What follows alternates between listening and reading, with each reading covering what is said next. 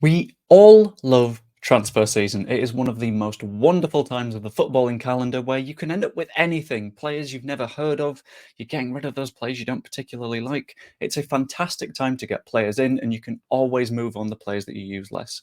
However, January is an absolutely stressful, nightmarish time, and I'm here to explain why. But first of all, just to let you know, I've got a fairly big video coming up soon. It's going to be a little bit different to what I normally do, highly scripted, nicely edited, a bunch of little cameos here and there that I think you might enjoy. Subscribe to see it. Anyway, incoming players in terms of January are always very, very tough, and there's a lot of reasons why. First up, clubs want to improve on their first half of the season performance in the second half. That means they want to cling on to their good players. For example, Girona in Spain right now are somehow first or second place. They're up there at the top of the league. Now, when you think about it, you'd say there's a hell of a lot of good players there, and we might want to sign them, especially a Premier League club that is looking to continue to build.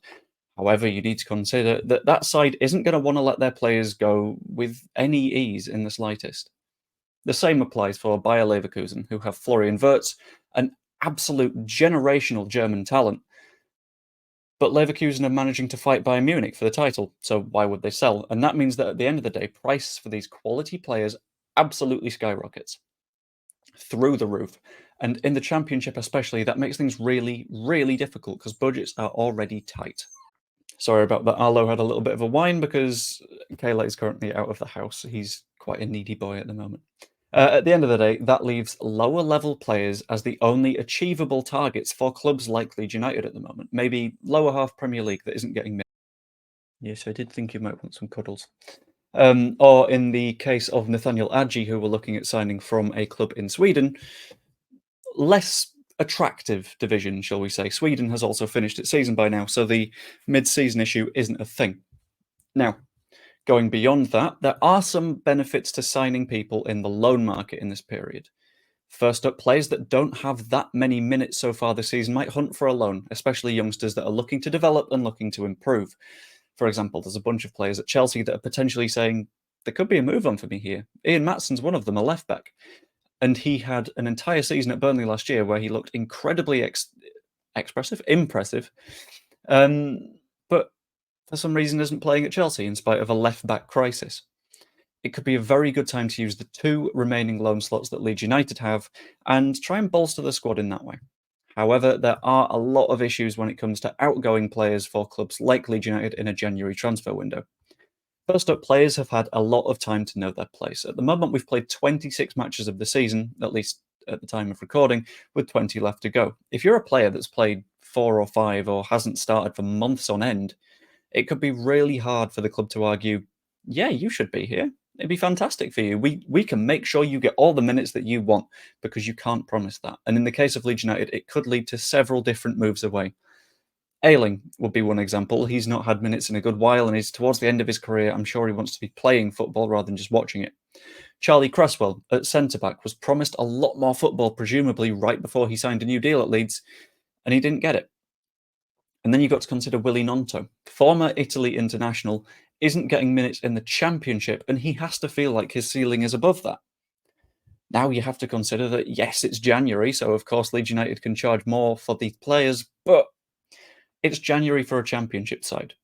We can push the price up, but we can only push it up so far, especially if a player wants to leave. Premier League clubs in need of reinforcement will have the financial power necessary to get players like Nonto off our hands. The same will apply to clubs like Ipswich, who players there might think, we're not necessarily going up. They might be looking around them and going, Southampton are on our tail, Leeds are still nearby. Is there a move to a Crystal Palace or something like that that could improve my potential prospects? The Premier League has a lot of money. And the fact of the matter is, unless you're a team that's almost certainly going up, like Leicester, it's going to be a struggle. Loaning clubs also get to recall their players, which is a big issue at Leeds at the moment. Jadon Anthony has had far from the minutes he will have wanted at Leeds United, and that's potentially a serious problem in case Bournemouth say, all right, fine, he'd play the same amount of football here, we'll just do that instead. The same applies to Jed Spence. He was dropped for Archie Gray in the last match, and although I feel like that was the right decision because Gray played incredibly well, It's easy to see Spurs going, well, why would he stay there? He's not playing enough football. We'll just bring him back and sell him on to someone else that wants him. It's a very serious risk. There is, however, the potential to charge higher prices for Leeds United.